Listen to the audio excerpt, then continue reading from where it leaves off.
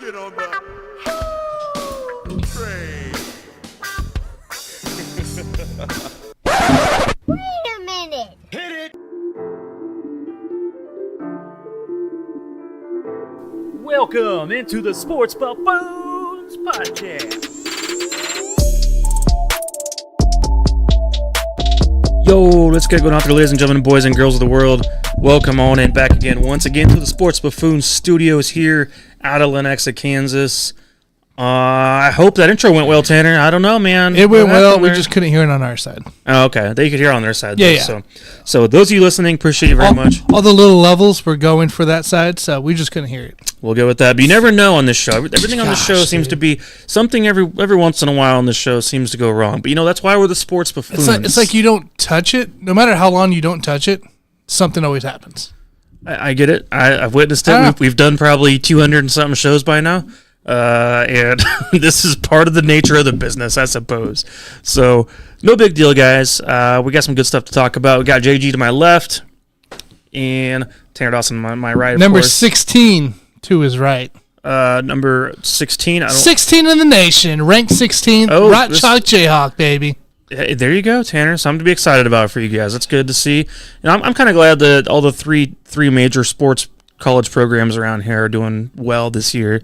Obviously, K-State's kind of taking a little bit of a step back from last year, but Mizzou playing great, KU playing great. So, that's been good to see. I think that there is a chance. I'm saying there's a chance when it comes to bowl games, we could see the matchup we've all been waiting for a very long time. KU Mizzou? Possibility. I wouldn't be mad. I wouldn't be mad. It's out there. I know it's still kind of early. We got a few more weeks left to get through things. KU still has to whoop up on K-State. We'll see how that goes. Couple weeks. I have a little theory about that, you guys. That the Chiefs lost to the Broncos this year, ended that streak. And even though I'm not a KU fan, I think this is probably the year KU beats K-State finally in Lawrence. What do you think of that? We beat K-State. It's time to get that lifetime contract to Lance as well. So, all right, all the good stuff. But otherwise, you guys, how's it going? I don't watch college football, but to me, the only interesting thing going on right now is the fact that Jim Harbaugh is about to get suspended. But I think that's a mistake because the best thing that could happen is that they just fucking let him win the championship, and then that shit gets vacated. That's the best possible outcome from this whole scandal that's going on. Everybody's like coming after his ass. Oh, fire him, step down, resign, what have you. No, if you really want to punish the guy, let him go ahead and try to win that natty and then pull the rug out from under him. That's the best punishment that I could think of for him. Yeah, I don't know, man. I personally don't have a problem with what all went down. I've tried to find a way to make me upset about it, but it's not the same thing as what the Patriots did back in the 2000s. It's not the same thing at all. I know that there's rules and regulations. I understand all that, but the whole Michigan and their own filming and the sign stealing, whatever you want to call it, is just not something I care about, honestly. That's just my opinion. It's too blown up of a scandal to really matter. I think the sports stations are bored and they're trying to find something to run with, and this is a thing they can keep coming back to. Harbaugh's been suspended for each season so far in the last 3 years. That is true. He has. So so he's had the spotlight on him, which doesn't help things to begin with. But now you got this situation. He does continue to be involved. It is kind of weird though that you see the same guy in different sidelines. It's a little odd, a little weird on how this all went down. But I don't know if you've seen, Jason, but the NFL supposedly has come out and said if Harbaugh was to go to the NFL and Michigan was to lose, games and stuff like that, that he would also be suspended in the NFL. He would also get fined and suspended in the NFL for that allegation stuff. So, well, that's kind of so he doesn't escape. Stupid. That doesn't make any sense to me. Why they would do that? I think it's similar to what Pete Carroll had to go through. It's what Pete Carroll escaped, obviously. Yeah, he ran away from USC. So I think they've partnered a little bit with the NCAA in that of coaches just escaping instead of just having the current program. So what about Altuve and the Astros? Is this not as bad as that? Like, how do we rank all this shit between that and Belichick? Like, I think this is the lowest of relevancy. This is the lowest of relevancy. Yeah. Yeah, the Belichick thing he was filming the Rams practice before the Super Bowl. Was weird. Was a report out there. That's a thing This is nowhere near that. This is literally paying attention and using common sense, but with video. I mean, who cares? We're in 2023. I mean, I don't give a damn about the whole situation. It's because they had that one guy on the sidelines. They have a hired gun, a mercenary. Yeah, that's essentially but it was a scout. It's called scouting. Scouting, dude. Is what it was in the end. It's like, I mean, I was a scout when I was much younger. And sorry that your programs suck at security and focusing on who's supposed to be on the sidelines, right? Rather than punish the guy who got inside. Yeah. Well, it's too bad they wasted. For me, if I'm that scout, I'm trying to do the best job possible to make a name for myself. And that's your best job possible. And if I find a way to make this work for me and make me look good, I'm going to do it myself as a scout. Yeah, like, I think you're right, though. It's too bad they waste so much time on sports talk talking about useless stuff like that. Anyway, I got the Cutwater White Russian today, guys. So it's got coffee cream liqueur in there and 13% ABV. There you go. You love your Cutwaters, man. I go back and forth on those where, like, I had one time that was disgusting. It was rotten. It was like a mango margarita, but it was rotten. I couldn't even drink it. But I think overall they've improved their game a little bit, I suppose. So it's not that great, but I will tell you this: if you ever go to Vegas, which you're going there soon. If you're ever staying in any of those upscale mega hotel casinos, and you're looking in those expensive ass gift shops, the Cutwater is always the cheapest thing in there. So it might get you a good deal. So it's probably $9 instead of. I think it might have been like $7.50 or something like that. It's probably about right. And of course, they probably want a tip, and all this kind of other nonsense. No, Vegas doesn't ask for it. They don't care about tips in there. All right. Well, Tanner, what are you sipping on? I just got a little sparkling water. Speaking of which, guys, have you guys hit Total Wine yet? I have not been still. No, I'm going to try to go this weekend. I got burned out on the commercials, and I basically said I'm never going in there. What are you talking about? Commercials? I hear the commercials on the radio. Lucas Liquor used to have commercials all the time. Yeah, but they had a really nice jingle. I used to like their jingle. Jason, I promise you walk into Total Wine, it's 360 from Lucas Liquor. I 360, dude. Tanner, 360 means it's right back where it was. Sorry, 180. I'm not going to fucking Total Wine, man. It's 900% better. If you get me drunk enough, I'll go to Total Wine. Promise Is that a deal? You would walk in. You would probably. I took 30 minutes just to explore the store. You would probably take an hour to go back through the whole entire and look it up. I do want to look through it. I mean, it looks pretty cool. So, like I said, if you get me hammered enough, I'll go in there with you. How's that sound? I'm gonna try to go this weekend just so I can check it out finally and see what's all in there. So, I don't know. I'll try to find some time. We'll talk about extra time later on in the show, of course, being that it is the Chiefs bye week. But guys, let's dive in for a few minutes. What are you drinking? Oh, well, guys, I'm just drinking some Coke Zero, man. I'm being a good old boy. Same old shit. Coke Zero? It does say Jack Daniels on it, but I think that's just for advertising. Decoration. It's advertising. I think that they're partnered somehow, but make it look pretty. Got the same old sissy beer that he has every fucking week, 7%. 7%? Yeah, that's a sissy beer. At least you used to call this a chick's beer if it was. Well, I mean, I think this White Russian at 13% is probably a chick's beer, but at least it's double digits. You should have bought the Boulevard beer that just came out. That's 15. Can we not get into the double digit? Hey, I'm trying to lose weight, okay? But at least get your double digit alcohol. All right. Well, yeah. I mean, seven's on the verge. It's like it's not sure what it wants to be. It can't make up its mind of who it really is. So, but I get it, man.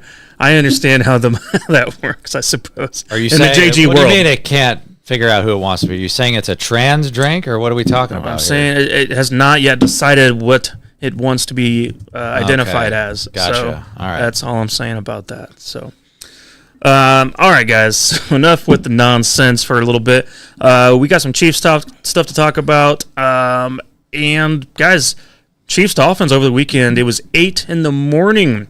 And guess what? 8 a.m. happened, and we went out to Johnny's Tavern. And I did have a Bloody Mary at 8 a.m. Yes, it did officially happen. Earliest I've probably had anything to drink in a very long time. But without a doubt, the game itself, at least the first half, was a lot of fun. We saw probably one of the greatest Chiefs defensive plays in the history of the team, actually, in a lot of ways. And I think that the way that the Chiefs defense performed was incredible, only allowing 14 points to the Dolphins. Tua was struggling big time, held Tyreek Hill to under 50 yards. or was it under 50? I think it's 6 catches for 40-something. 40-something, yeah. The offense, of course, reverted back towards the second half of the game to some of its ways we've seen over the course of this year, which has not been productive or efficient by any means. The third down situations have been extremely difficult to deal with, and we are so thankful and lucky that Steve Spagnuolo was an awesome coordinator. Loved him since day one of coming here to Kansas City, and the players right now are all, it seems to be, in their prime of their youth, their careers, and contracts to make this all work together right now. And, it's been quite a sight to see without a doubt. And right now, currently ranked as the number 2 scoring defense in the entire league. They're top 3 in pass defense as well. Run defense, is fine, whatever. But, this is a team built on stopping the pass right now. And the secondary is incredible. What'd you guys think of that pitch back, though, from Mike Edwards, tossed to Brian Cook? Such a heads-up play. 21.3 miles per hour, something like that. I had no idea Brian Cook was that fast. If you guys have ever checked out our channel, I did put together a YouTube music video of Brian Cook at Cincinnati, a little highlight reel of him. Check that one out when you get a chance. But no, I had no idea he was this fast. But so what are your overall thoughts coming out of that win over the Dolphins? Biggest thing for me is lowest point total for the Dolphins all season. It was a couple weeks earlier that they put up 17 against the Eagles, and then they put up 20 against the Bills earlier in the year. But to be able to say that the Chiefs held them to their lowest point total, and the Dolphins are an elite offense. I mean, anytime you're going to be able to put up 70 points in a game, that's an elite offense. So I think as a Chiefs fan, that's what I hang my hat on, is that we were able to hold them to 14 points for the game. Obviously, getting the win is the most important thing, but definitely that defense is amazing right now. It's a big play offense, too. They're the fastest offense in the entire NFL on a player-by-player basis. When you add up everybody together, between Mostert and Waddle, Tyreek, all those guys, and yet the big plays were not happening. The secondary over the top, the safeties were just on point throughout the whole game. They were. Justin Reed was ready as well. I mean, it's one of those things. This defensive performance this year is a true team effort. I mean, sometimes we see situations where certain pass rushers can take over a game, and you feel like it's just one guy just there making the impact, and it doesn't really matter how good or bad the back end is. No, this thing here is all together as a unit. Basically to make these kind of impacts. Tanner, I want to put out a couple stats for you before you go here, but Chiefs currently have 31 sacks on the season, second in the NFL, only behind the Ravens, but they have 13 different players with a sack, which is tied as well with the Ravens for the most different defensive players with a sack in the league right now. So can you imagine? I mean, we got 11 defenders on the field, right? I mean, every single play. We have 13 different players with a sack on this roster right now. Just incredible. Unreal. So to me, it's stuff like that is what makes this unit so special. And what's crazy is George Karlaftis has 6 sacks. That leads the team. Yet we have 31. So, Chris Jones is only 5.5 sacks. Mike Danis 5.5 sacks. I mean, this is a full team effort of random guys coming from all different areas of the defense on the blitz, making an impact, winning one-on-one battles. We had our fluke against the Broncos defensively, where they were not getting home the way they normally do. It was a very strange game without a doubt. Maybe they were a little high out there in the Denver atmosphere. But, I mean, we saw Max Crosby smoking a blunt after the game, so, never know what guys are up to these days. But anyways, what are your thoughts so far, or within this Dolphins game? This quick recap, Tanner. Just for me, I mean, it's just the aggressiveness, the energy the Chiefs defense came out of. I think the offense coming out and scoring that first drive was a big boost for the team overall. But, I mean, honestly, like having the defense continue to do what they do against a really good offense, pressure Tua, that was the biggest thing of it all, was getting to Tua, forcing him into throws. They didn't get their first third down conversion until the third quarter in that play. Like, they forced, how many, was it 8 punts, 10 punts? Yeah, there was a series there for a while. It was something done. Well, between both teams, they kept punting like 8 times in a row. between both teams at one point. But it's just, I mean, I was impressed that, a team that can open it up over the top with Waddle, with Hill right there, and Wilson, and you contained them in the first half, shut them out first half, and then held them still to only 2 scores, ended up getting the game-winning score versus Tyreek on that fumble. And, I mean, just the heads up, the attention to detail for that defense, and just be able to put that pressure into play in Tua. I think that's what it was in the end. Yeah, I totally agree. And this thing is, Tua obviously was well known for getting the ball out quick all year long up to this point, and he still was getting it out fairly quick. But the thing was, the corners were on lockdown, and so even when Tua had to hold the ball for 3 seconds, there was a guy on him, forcing him to move from the pocket and so on. And it's a wonderful thing to see both the back end and the front end working cohesively together and not one relying on the other. Yes, because we as Chiefs fans, this is probably the best Chiefs defense we have had in Kansas City in about 26, 27 years, something like that. And that's debatable. I mean, it's debatable that this is probably on pace right now to be a top 5 Chiefs defense all time. I know that's maybe a bit of a stretch at the moment, but it's a possibility. We still have a long ways to go, and especially in a league that's supposed to be driven around offense. Here we are right now averaging or allowing 15.9 points per game, and also only allowed one team so far to score over 20 points offensively. So that's awesome stats to work with. Something to think about as a fan is that we have finally found a way to give Patrick Mahomes a elite defense that's top 3 in the league, and the offense is having its issues. Right. We'll see if that gets fixed. I don't know. Patrick guarantees it will get fixed. It will get fixed. He's talked about that in interviews, but I don't know. I think we're kind of stuck with where we're at the receiver position. I think that Rashee Rice needs more play time. I think he needs to be literally on the field almost every single play. We saw the mix-up on the offense. We saw Sky Moore not being on the outside as much, within that offense Sunday, which was nice to see, bringing him into different schemes. So maybe we continue to see Tony more on the outside, at least Tony. He had 7 snaps on the last game, though. Kadarius Toney had 7. They're phasing him out of the offense. It is. It's so weird. But also, here's my other thing. So they're phasing him out of the offense ever since the early part of the year. Same time, I feel like they're also not using him because they know how injury prone he is. So that way he is more prepared and ready for the playoff run down the stretch of the season. Yeah. I think they're actually terrified he's going to go out there and pull a hammy. He's going to take 2 cuts and be done. And then boom, you're out 8 weeks. And so I think the team is literally babying him, which is pathetic for a guy who coming into the year was supposed to be a WR1. And he's young. He's young as shit. Right. I mean, he's 24 years old or whatever. So, I mean, yeah, it is kind of pathetic. But I think that's what the Chiefs are doing. I think they're phasing him out right now. But I think towards the back end of the year, we could see him be involved more. But I also want Rice to be involved on every damn snap. I don't want MVS. I don't care about Sky Moore. I'm tired of those turds. Tired of them. Rashee Rice, after the second quarter, didn't have any throws thrown his way whatsoever. It was very strange. And that's part of why the offense sucked in the second half. Mm-hmm. Get the ball to the guys that are making an impact.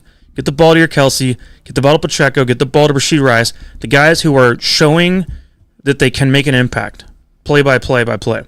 Not the guys who you don't rely on. Not the guys who can't get open. All this other nonsense. That's the annoying part. And I hope that Patrick can make his voice heard over this bye week coming up, and the adjustments can be made. So I think with Rashee Rice, they're just trying to bring him along slowly, and I think that if we get to the end of the year and the playoff run, if you tell me that all we have is Travis Kelce and a Rashee Rice who we can depend on in the playoffs, I'm happy with that. If we're going to have an elite defense and Rashee Rice keeps getting better and better every single week, to me, that's all we need. Might be. I know the Broncos game was kind of a weird one, right? 17 in a row it would have been in the first cold game, just a weird overall game. But in a way, too, defense had a bad game. How concerned should we be, though, that if the defense has another bad game in the wrong time, Can the air offense carry us? Well, yeah, I think that think about it. That game itself was obviously a fluke. The Chiefs were not prepared. It was an odd one. But the Chiefs thought that they could show up and just win the game. But let's think about. I mean, let's just think outside of just being a fluke, though. No, I see what you're saying. Defense has a bad game. Can the offense carry us? Doubtful. Very doubtful. This is not a big play offense anymore, Tanner. The big plays we saw in the yesteryear with Watkins and Hill are not going to be a thing with this team. Yeah. It's just not a thing. So, I mean, most of that stuff is over with for the moment. It doesn't mean it can't change down the road eventually, but it's not the same way it used to be anyway. So, I mean, this is a situation where even if the offensive line is playing as great as ever, insane, giving Mahomes all day back there, receivers are not trustworthy, they're not open, or when they are open, Mahomes still doesn't trust them to put the ball in the right place. Stuff like that. I mean, it's a trickle-down effect offensively that they're not in cohesiveness whatsoever. So, no, it's an issue. But I also think this is the kind of year where you do put your trust in the defense and you just assume that they're going to be there to pick us up when we fail. And the game in Denver was a failure all the way around. But even then, the defense wasn't that bad because the offense kept putting them in bad situations the entire game long. So, I mean, whenever your offense is out there, you score 9 points, and you keep messing around and turning the ball over, you're putting the defense in rough spots. You turn the ball over 5 times, what do you think's going to happen? So it's one of those situations where the defense otherwise has shown us no issues whatsoever on making an impact when it matters the most throughout this year. So that kind of leads me to my next question for us, though, is that, thinking historically about the Chiefs' defense, and I know JG and I talked earlier about this, and he's not super familiar with some of the late 60s Chiefs defenses, but this current defense right now, like I said, is the best I've ever witnessed as an adult, best I've witnessed since I was probably 7 years old. And at 7 years old, I was not watching the games in any kind of way to know what the hell was going on. I just heard noise in the background and was watching the TV, but I had no idea what was going on. I didn't really understand football more until I was 8 or 9. Mm-hmm. So like a year or two later. But regardless, this team right now is on pace to do the same things the 90s Chiefs defense was doing in 95, 97, 93. But, yes, with a better offense in a lot of ways too. It's not 3 yards in a cloud of dust. I mean, we do have abilities from the quarterback position more so than we did throughout that time period. Correct. But is this defense right now, you think, going to go down as a top 5 all-time Chiefs defense by the end? That's taking into account 69 Chiefs defense and the 68 and 67, 66 Chiefs defenses. You think they're better than that? Better than what we had with Buck Buchanan, Willie Lanier, Emmett Thomas, guys like that? For me, it's going to be the second half schedule of how they finish. Right, offenses such as the Bills, the Eagles right off the bye, and the Bengals. What do we do in those games? How do they act in those games for them to get the top 5? In my mind, I don't necessarily need I don't necessarily get in the playoffs to make them a top 5. If they control those games and do what they've done all season long, yeah, I'll give them a top 5. But if we hit the Eagles, the Bills, and the Bengals, and we're sitting here in a 30-30 shootout, no, it's. You're by default out of those 3 games, you're not gonna be top 5. Yeah, the Eagles game's gonna be huge, guys. Coming up in a couple weeks, it's gonna be humongous. How do you feel right now, Jason, about that idea that this could be a top 5 all-time Chiefs defense right now? I mean, if we're just basing it on what they've done up to this point, which is all we can do because we don't know what's going to happen the rest of the season. If you're just going right up until this point, I think they're the best. And the reason why I think they're the best is because, as you alluded to earlier, it's an offensive league. And so if you're an elite defense now, to me it's worth a little bit more than in yesterday's game where teams would just run the ball all fucking day, and at that point you're keeping the defenses off the field. So the defenses actually look better back in yesterday's game just due to the fact that it was, you run the ball more, the defense could potentially get more rest, And so in today's game, especially with the Chiefs, you got Patrick Mahomes on the field. you're not trying to run the ball all day and give your defense rest. You're trying to score as many points as possible because you have Patrick Mahomes. And so I think up to this point in the season right now, yeah, I would say, and again, like I wasn't born, when the 60s teams were playing, so that's your level of expertise. But from my perspective, yeah, I would say versus the 90s defenses for sure. Because what did we do back in the 90s? Well, we just run the ball and, try to just milk the clock, give our defense as much rest. Don't do that shit now. So the defense, to me, is doing a little bit more in today's game. That's true. The drives are now less. I mean, there's less time in the drives today's game versus in the 90s. Yeah. So the thing is, I want to kind of revert back to what we're talking about here from 50 years ago, is the game had more turmoil back 50 years ago, basically meaning that football in the late 60s, there was a lot more turnovers going on. There was a lot more mistakes. Kickers sucked. The quarterbacks were turning the ball over just as much as they were throwing touchdowns. So it was constant. I mean, there's a reason why Emmett Thomas finished his career with like 58 interceptions. Yeah. I mean, it's stuff like that you're never going to see ever again because the game is smarter now. The game is smarter. The players are smarter. The coaching is better than ever. Also, the style of play over the course of time has improved. You saw a lot more extremes on both ends back 50 years ago, where things have leveled out more now, which also means if you can do it at a consistent level, that's even more incredible than just having a shutout one day and then allowing 30 the next day, stuff like that.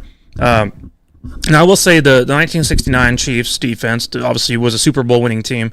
Only allowed about 12 points per game.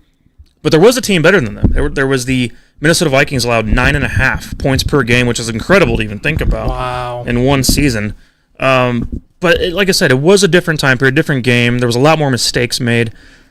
Playing this sound of defense and having to adjust to the smarts of coordinators these days, and then Steve Spagnuolo to come out here with all of his unique blitzes, things he does to create havoc, confusion for the opposing offense, is light years ahead of just lining up big guys against big guys and out beating them man to man that way.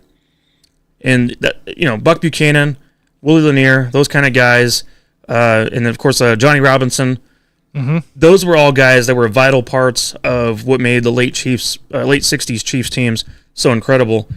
And they might work out well in today's game, but they would not be able to put up the impact of numbers what we see, what we saw, I suppose, back then at that point either. So I think we have a smarter team now, smarter defense, and very cohesive unit. So I think in a lot of ways it's different than what we saw with the 90s Chiefs. The 90s Chiefs defenses, we felt like carried them in a lot of ways when the offense was having issues.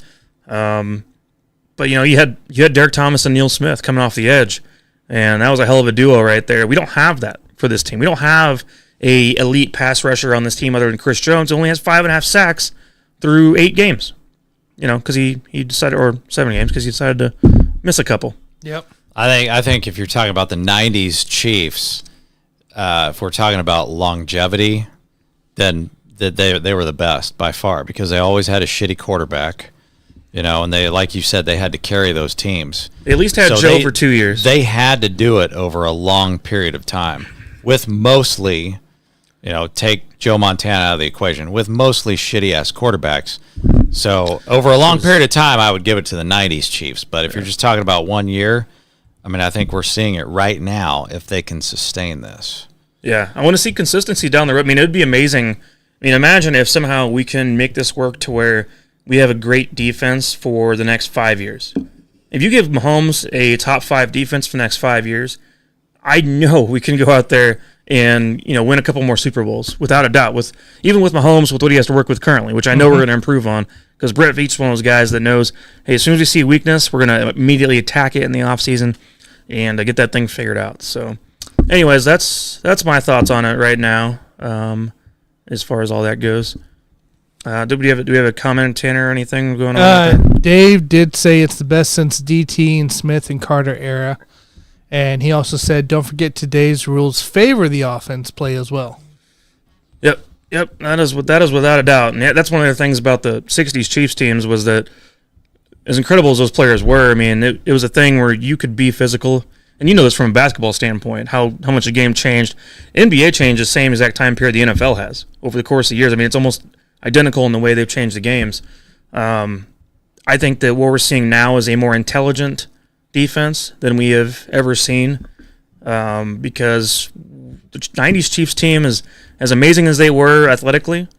They did not have the I don't know, maybe ability or just the I don't know. It's different. It was different. You were beating him mano a mano, but the way Spagnuolo runs his defense is extremely unique in creating confusion for the opposing offense, more so than I've ever seen, actually.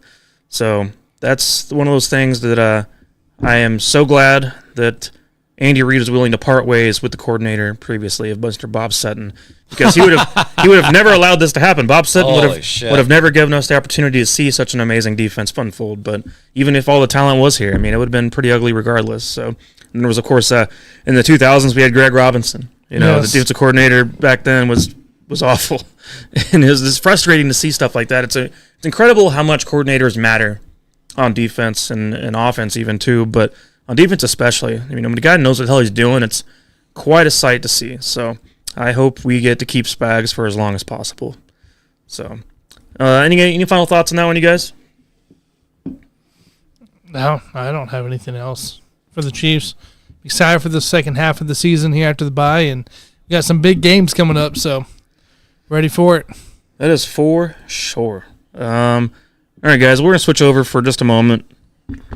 I did want to say we have a national thing today. I don't know what else to think of this. I mean, it is every day is a national day. I mean, it's, I remember, when I was younger, it was like you had your holidays, your special holidays of it's national this or that day. It's President's Day. It's, but they were spread out. I mean, it was just like kind of random things throughout the year, I suppose.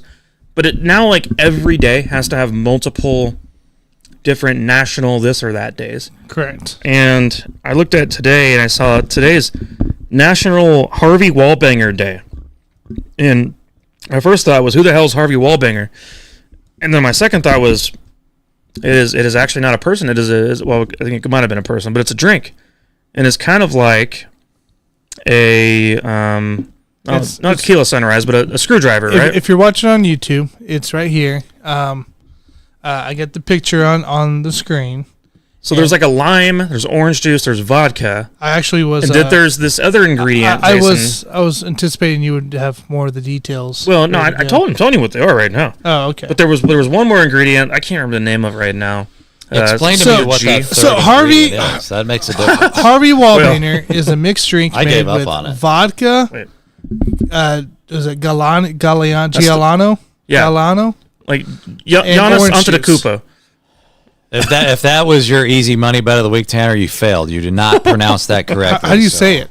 Well, fuck, I don't know how you say it. Well, then how do you know I said it wrong? Say Giannis Antetokounmpo. Giuliano? It's G-A-L-L. Give me your damn phone. I'll do it correctly.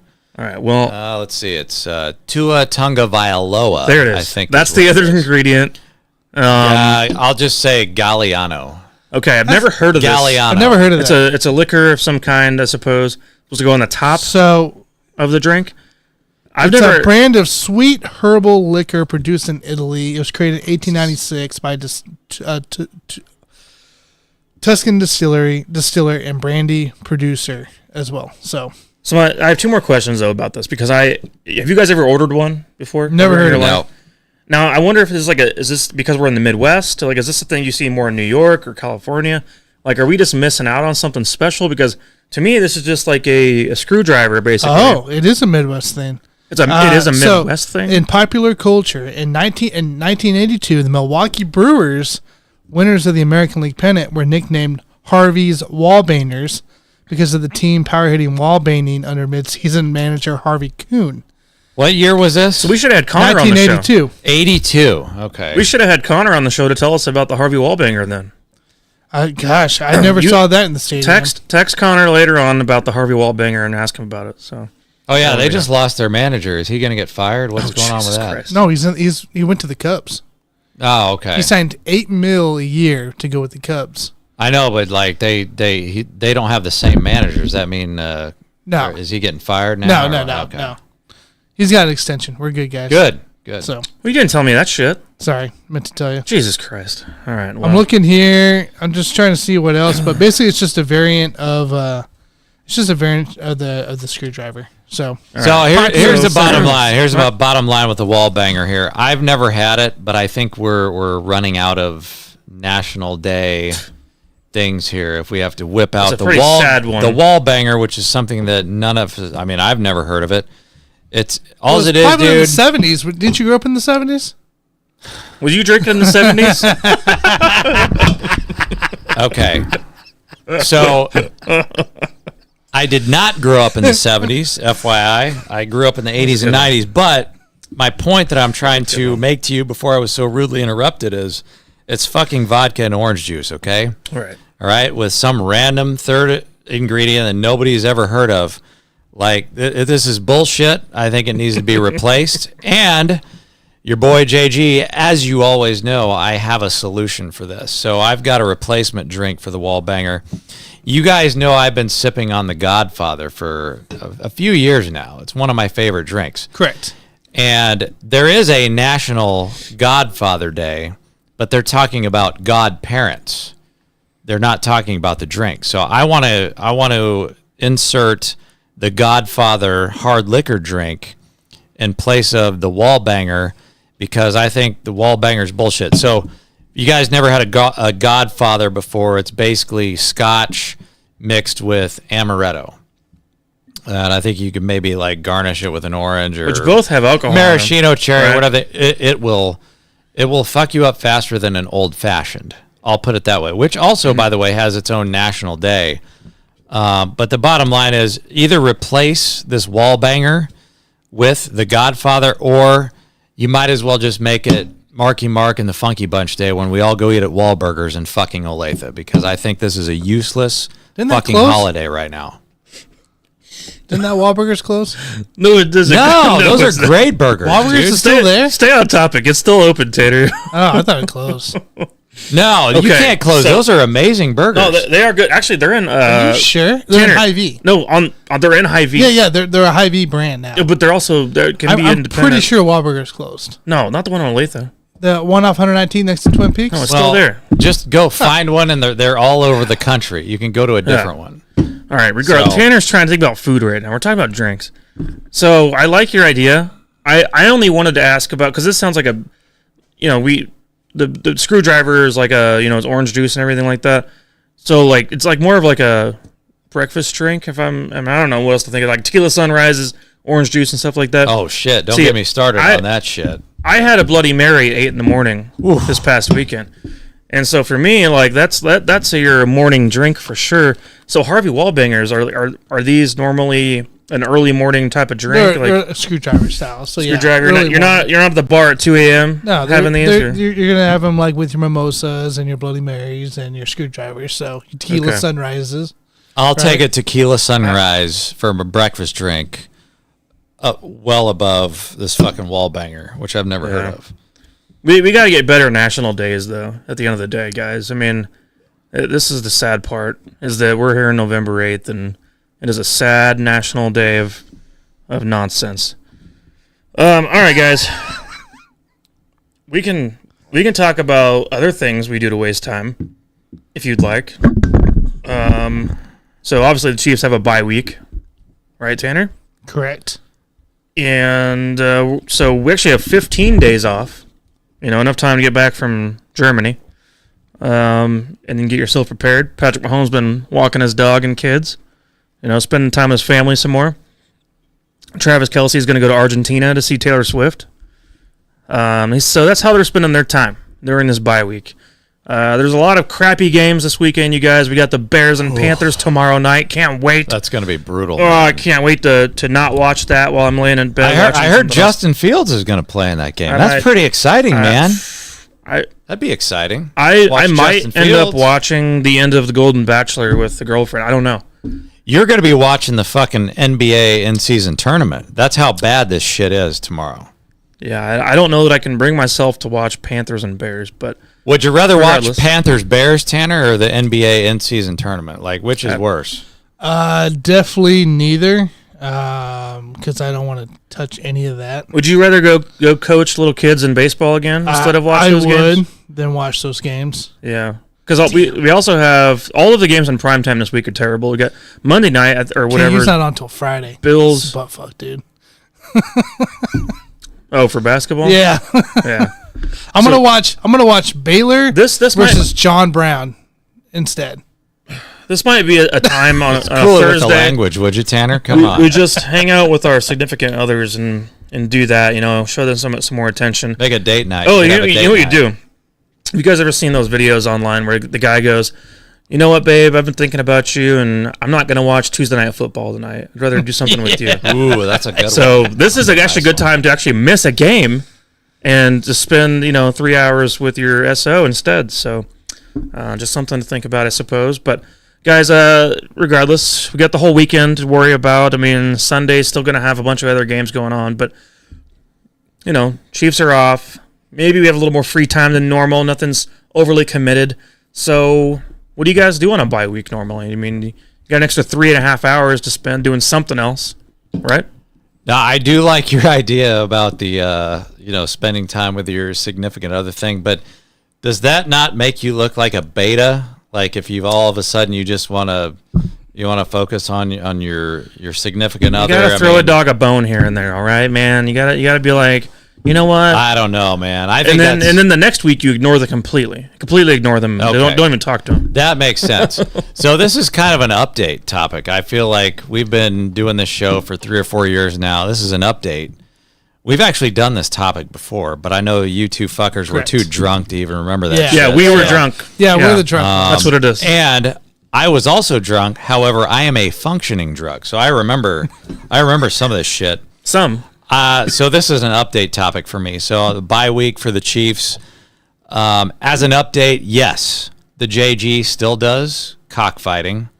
And so this is something that I tend to focus on during the bye weeks, during the Chiefs season. Been very successful with it. I do bet on it, but I still haven't gone full on like Michael Vick. Like I don't believe in the dog fighting. I don't believe in that shit. That's terrifying to me, but I'm still doing the cockfighting, making a little bit of money here and there. Other than that, man, I'm going to go through my football card collection and, see if I've got any shit that needs to be sold. And I like to buy and sell that shit. And I'm a hardcore collector since I was like 9 years old. So I'll probably go through some of my sports card collection. You guys need to mow again? Is that a thing going on right now? Mowing the lawn? Yeah. You going to mow again, Tanner? Yeah, I got to pick up leaves this weekend, so. The girlfriend wants to mow this weekend. That's what I'm doing. I'm going to let her. I'm not going to stop her from mowing. I told her I'm done for the year. If she wants to do it, she can do it. I got to pick up leaves this weekend, so I'm going to do that. You're going to pick up leaves. I'm going to mow. I'm going to mow. Right after I've got again, professional gambler, JG, I've got a blackjack tournament this weekend. I think after I get home from the tournament, after I win that bitch, I am going to mow the lawn because I got too many fucking leaves out there. Oh, okay. Interesting. Yeah, I don't really know what I'm going to do yet. I don't know. I mean, I'm gonna try to watch a couple games here and there, but this is one of those Sundays, because I always tell the girlfriend is like during the off season we could do whatever you want every Sunday. I don't care. I mean, we'll go along with whatever. I mean, I let her decide some things and I go along with it because I know. As soon as football season rolls around, I mean, it's lockdown mode. Don't ask me to do a damn thing. She still tries, but she's learned by now that she can get away with so much, and then it's over with. But, yeah, I think maybe maybe we could do something different. Maybe we could go somewhere different. We don't need to be at home the whole day on Sunday. Take her shopping. Take your wife shopping, dude. Well, women love that shit. Go to the mall, maybe. Let me ask you this, Mike: do you get more or less drunk when the Chiefs have a bye week? Because my opinion of you is that you'd probably get more drunk if the Chiefs are on the bye week, but I could be wrong on that. Tell you what, after drinking at 8 in the morning this past week, I'm probably need a weekend off. You need a weekend probably off. Need a little break because recovery weekend. Because it was also NASCAR championship weekend too. So as soon as the Chiefs were over, NASCAR started. So it was like a whole thing, and then 7 p.m. rolled around, and I'm like, why is it not midnight? And I'm just plus you got Vegas coming up, so you probably need to take a break this weekend. Yeah, probably a good idea. But I'm gonna take a break, but also football will be on a little bit here and there, I suppose, but nothing too wild. So I don't know what I'm gonna do overall, though. It's just kind of a sad weekend with the bye weeks. Tanner. How about you, Tanner? Weird. Tanner, do you get more or less drunk on the bye week? Less drunk. Yeah, I don't sit down as waiting for the game to start. So I just don't do it. I did trade away half my team this week for fantasy. You did. I was impressed by that. You're doing the JG method. Oh yeah. Except you're actually going to make quality picks during the draft rather than what I did, which was. I mean, I'm still ranked. I will make some good picks. I'm number one in the power rankings, start to finish to this point, but we'll see what happens with that. Yep. All right. Now that we got that settled out, I guess we're gonna mow the lawn, maybe. Cockfighting. Maybe go to the cockfight. Bet on some cockfighting. Gonna maybe go to the mall if we get a chance. Maybe go shopping. Blackjack tournament. Around, buy some candles, maybe. I do love candles. Blackjack tournament's going on. Tanner, I might pull away with $4,000 this weekend. Tanner kept trying to miss games throughout the year, so he's now gonna tell the kids that they owe him now time in return. So you might spend more time with the kids again, Tanner. With the kids, you're the kids you were coaching. The kids I was coaching? Yeah. Nah, dude. You should go see them anyway. You got free We're time. over. It's done. I would go. Separation's be done. a good coach and go over there and help them learn how to swing a bat. No, right? Tanner. That's what I've done for the last 3 months.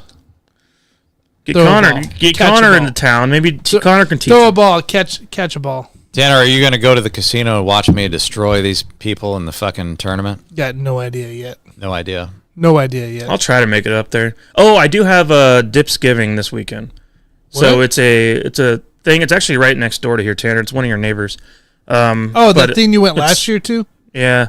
So it's a Dips Giving where we all make a dip of some kind, show up to this little party, and then we all share these dips, and there's like 15 of them out there on the counter in the kitchen. I remember that for you. There's a whole bunch of dips out there, so we all make a different dip. Dips Giving. So basically, it's like a friends Thanksgiving get together is what it is. So I'll be doing that on Saturday night. We got Flint Eastwood said JG needs his own episode/segment to explain this in season tournament.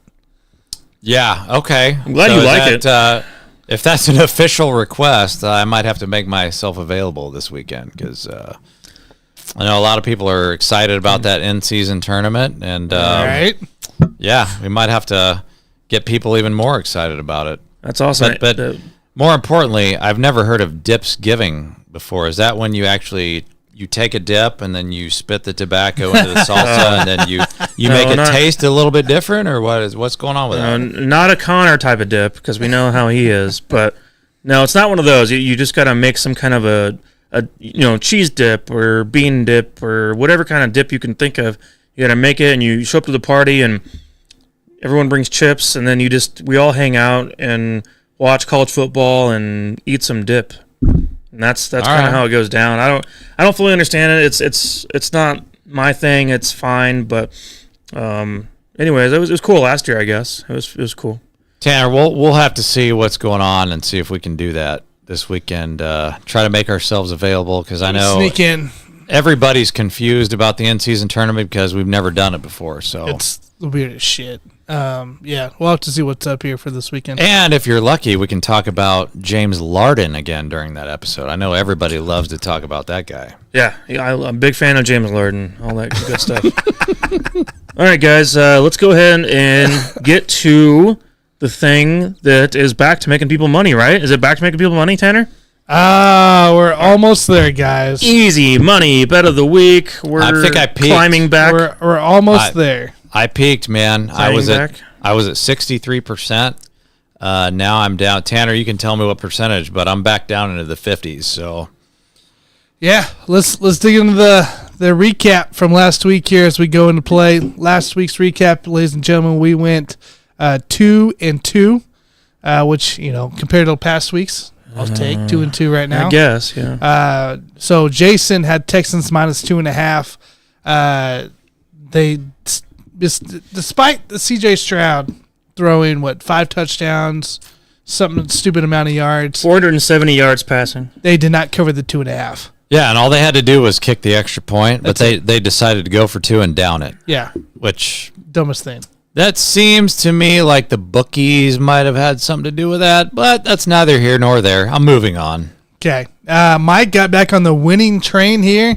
Finally got a win here. Eagles -3 over the Cowboys on that play. So good job, Mike. Glad you're back on the winning train. Had to get back somehow. Once again, that's why I'm not picking. I was gonna. I had a college pick this week. I'm not gonna pick the college pick I want to pick because I don't want to jinx them.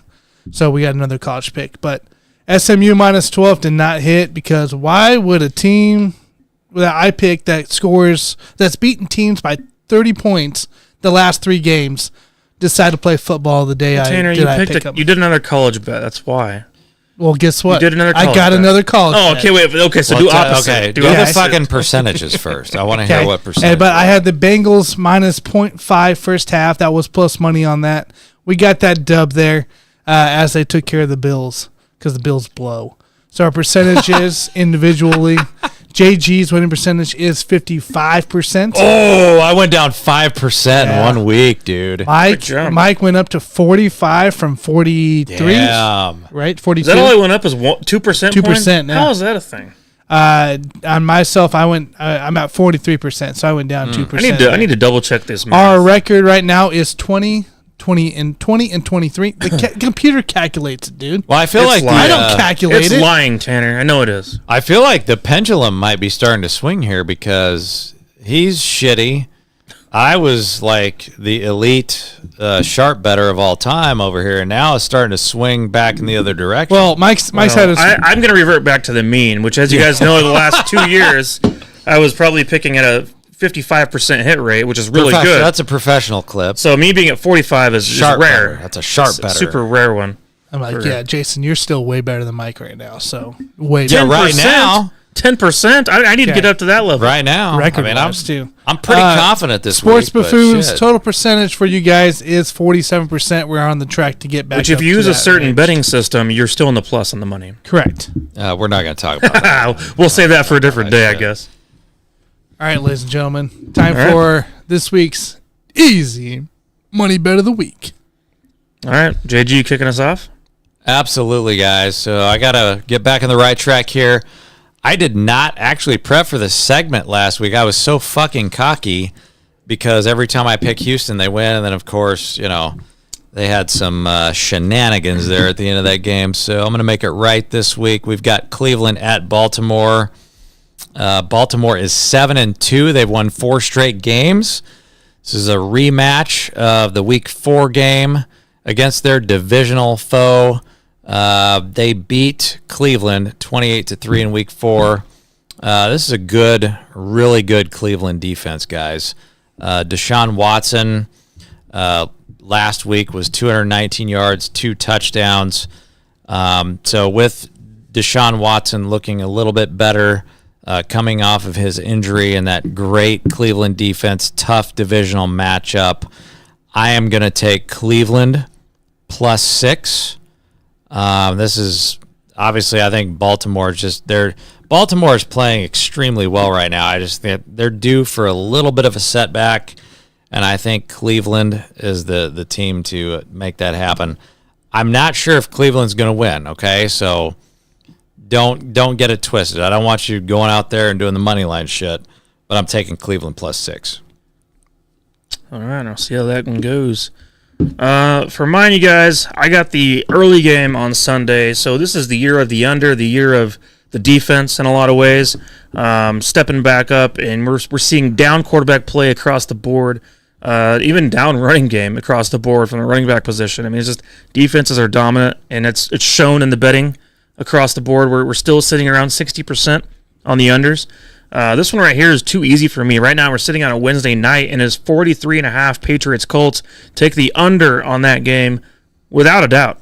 I don't understand where this is coming from. I'm not sure what the odds makers are thinking right now. on this Patriots-Colts game. But I do not see enough firepower from either side to be able to go out there and just throw up crazy numbers against each other, especially. Didn't the Colts throw up like 30 last week? Well, they threw up 27, but here's the thing. The Panthers only scored 13. So that was still only 40 points in that game last week for the Colts. But the Patriots, I mean, Mac Jones is a disaster, in my opinion. I also know both of these teams just want to run the ball because they know they can't pass worth a crap.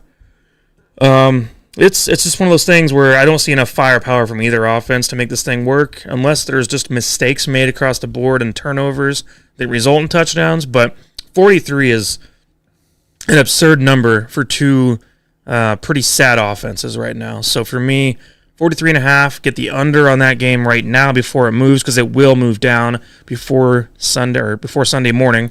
So get that one. And, of course, the travel time as well. Take that into account if you want to. We saw the Dolphins and Chiefs hit the under on that. So I would go under on pretty much all primetime games this week if you can. Primetime games this year are sitting with a 21-7 record so far this season. So the under is 21-7 on primetime games this year. And I'm not saying this is a primetime game, just use an example of just how much the under has been in effect throughout this whole year. It's been kind of crazy to see unfold. No, it's fair enough. I like it. I like that one. All right, guys. I really wanted to give you a college basketball bet, but there's not enough numbers out there right now for Friday. So, and I don't want to give you one for Thursday yet because I want to give you enough time. So, catch me on the Let's Talk Bet Show. We'll have some more college basketball this weekend here in that. By the way, I don't know if you guys know this. The Let's Talk Bet Show we do every day now. We are now, I think we had 3-4 wins today. We're now at 22-13. It's pretty good as a group. So, and I'm on a nice little heater. So. Without cheating, right? So you don't. It's because you're not betting on college bet. No, I am betting on college football. So he bets. Here's the thing. I bet. I tell you this. I bet daily on college football, and I'm good. So he needs to save his bets that he's been doing for these other days on like our show. But I want to know. I can't. I want to know if you. What are you talking about? I want to know if you cheated. Are you doing the Michigan thing where you spy on these fucking teams? Is that how you're getting all this insider I got all the data right here. All the data. All right. I don't need to spy. All right, ladies and gentlemen, let's get into it. College football bet of the week here. We're kind of doing things a little different here, and I like this matchup a lot. We're going to go Liberty, Old Dominion at Liberty. Liberty at minus 13.5 is our bet here at minus 110. Liberty's 7-2 against the spread this year. They completely dominated teams. They each head-to-head matchup with Old Dominion as well. They've dominated and hit the spread as far as 26.5 at one time. Old Dominion's coming off a loss here coming into play versus James Madison and was that Colorado? I can't even know. CCU, whoever the hell they are. I can't remember their names. But Liberty's sitting here. Had Louisiana Tech last week, Western Kentucky the week before. Covered both games. Minus 14, minus 3.5. There is nothing else here that I can see that keeps me away from the spread in this game here. I think they win easily by 3 touchdowns here against a rough Old Dominion team and puts them at 10-0 for the year. So good luck whoever gets them in a bowl game in December. So Liberty, minus 13.5. You can get that on FanDuel right now. Your NFL bet of the week for me is we're going back to the Bengals. Bengals minus 6.5 against the Texans. They're playing at home right now. Bengals have been on a hot streak against the spread here, covering their last 4. Houston, on the other hand, as Jason alluded to, losing their last 2. They did have a 4 cover win streak as well. But look, this Houston team can't cover, plain and simple. This Bengals team's too on fire right now as well, going against guys, and it just feels like too easy for me. And Joey B's playing lights out, coming off that Bills win there. So minus 6.5, you can get that right now. Minus 6.5, minus 110 on PointsBet right now as well. So that's what I got. Bengals minus 6.5. And then Liberty minus 13.5. All right, Dan, I hope you're proud of yourself. I hope this works out for you this time. I'm doing the same thing I do on all my shows. I can't. But you need to win. Get us. That's what I'm doing. Help us get above. So I'm trying to help you. So basically, what it is, it's a 50-50 thing. So he just stated his record, his amazing record on the other show. Meanwhile, the college football record on this show is complete dog shit. No. So it's basically 50-50 depending on which show you listen to. But here's the thing: is my Let's Talk Bets is a daily show, so I'm betting stuff daily instead of just one bet here. I also like the KU game a lot. -3.5 against Texas Tech this weekend in Lawrence. But I'm not going to put in an official play because is that all it is? Yeah. You don't want to jinx it. Don't want to jinx it. So I'll jinx it. I'm going to bet on that shit right now. I'm betting on that. Yeah, look how well did that work out for you last time. Got a big Jayhawk fan. No, I'm going on KU. No, I'm going KU. I'm not. Big Jayhawk your fan bets. right KU. Go K. Go Jayhawks. Your bets are already in. 3.5 for KU, baby. I like that game as well. But it's write him down. He gets credit for that. Add me to the list. Nah, you already went. No, but he can help it. Let him help his record if he's official. I'm gonna do the bet right now on DraftKings. Taking the Jayhawks right now. You 3.5. can write him down for that. If it's 3.5, I'm gonna kill that. I'm gonna double check again. I'm pretty sure it said 3.5. You know I watch Texas Tech games. They're terrible this year. They are pretty bad. Quarterbacks. It is -3.5. Oh, I'm hammering that shit. As soon as we get off air, I'm hammering that shit. So, all right, I hope you're proud, man. I hope I don't jinx you guys. I would hate to see Texas Tech I'm not writing it down. have an upset. I'm not writing it down. I'm about to bet on it. Go ahead, bet on it. I'm not writing it down. All right, then. Whatever, man. I enjoy the win. You do your thing. All right. Hey, by the way, there is we talked about it, Ohio State, Penn State, when they played. Michigan, Penn State this weekend in Penn State. -4.5 for Michigan. Yeah. Think Penn State gives them fits, or do you think it's Michigan's game easy? Michigan should be the one. Okay, that's what I was thinking too. Go Michigan on that. That's what I was thinking. Them to cover. Take the cover. Yeah, that's what I'd go with. There's gonna be some more spying going on. There's more spying. Yeah. Tennessee, Missouri. Missouri is a plus on that one, so you can probably take that too on Tennessee. Yeah, Missouri's played well this year. They've been good. There's some good games out there. All right, guys. Well, I know it's a bye week, so a little bit of a letdown of news and information and so on. If you guys can, subscribe, like our show. Let us know what a bunch of idiots we are and what we need to do better, if you can. But otherwise, man, we'll be back next week to preview the Eagles matchup, which will be 5 days out from that day. That's going to be a huge game, though. That's going to be a game of the year. Eagles-Chiefs.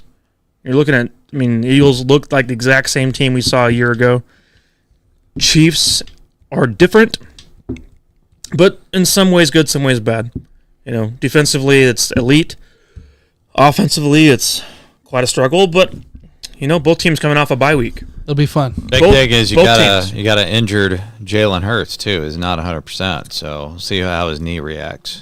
He'll be fine. I think he'll be all right. But no, anyways, guys, looking forward to next week. Looking forward to getting and diving into that. But in the meantime, we're gonna go cockfight and mow lawns and all that good stuff, and find ways to spend 3.5 hours that we would normally spend, all jacked up for the Chiefs game. So, and apparently not drinking as much. We'll see. I don't know where that came from, but I don't know. Try it out. We'll see how it goes. It is a Sunday, guys. I think on a Sunday we got to work the next day, and then we need to behave ourselves. Yeah. So we need to make sure that's a thing to think about. So, all right, guys. Well, if you have any final thoughts, let me know. Otherwise, I'll see you guys on the next one. Outro. See you guys.